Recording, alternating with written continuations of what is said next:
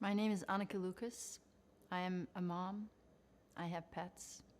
And I'm currently the leader of an organization that brings yoga into prisons.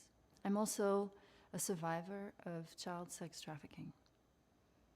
I was raised in Belgium and sold into a murderous pedophile network right around my 6th birthday. I was used in this network for 5 years and a half. Adult men that were part of this exclusive club were there for various reasons, but there was a lot of alcohol, a lot of drugs, and the children were the commodity, the highest, the most valued commodity, and were used for sex mostly. But there were a number of aristocrats that were part of this club who also liked killing children. And then my time had come. At the age of 11, I was about to be killed. I was tortured because someone who had protected me for a while and then abused me really badly was done with me. I was strapped to a butcher's block. That was black from the blood of all the children that had come before me.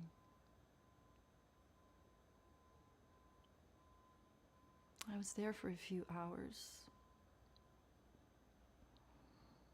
My body is full of scars, and every scar reminds me of the moment. I thought that I was going to be killed like all the children that weren't loved enough to live.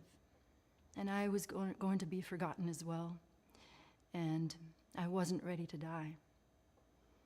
Someone from inside that network loved me enough to rescue me.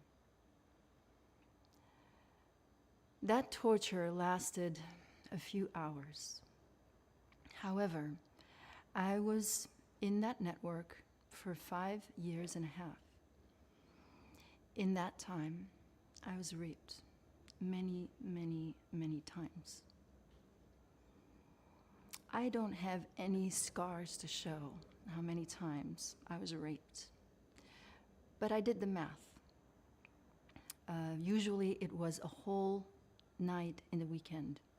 And so I gathered that I was raped, actually raped, for about 6 hours a week, 1,716 hours of rape, before I reached the age of 12.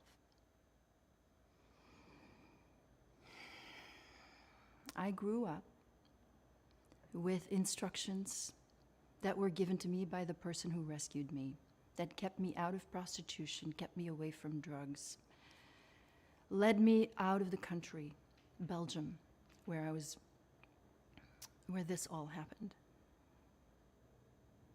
As a young adult, though I didn't have any scars, I had been projected upon so much as a sexual object that I attracted men.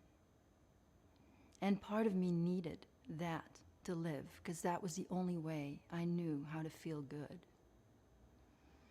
And as a young woman, I was so disrespected and so used.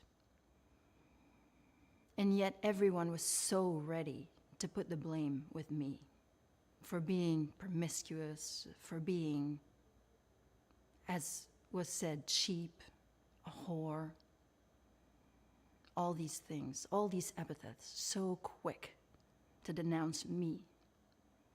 And then, as I was healing, I realized, no, I have to break out of this pattern that I'm in, that I need sexual attention. So let me break away from it. Let me not objectify myself at all. Let me become a liberated woman.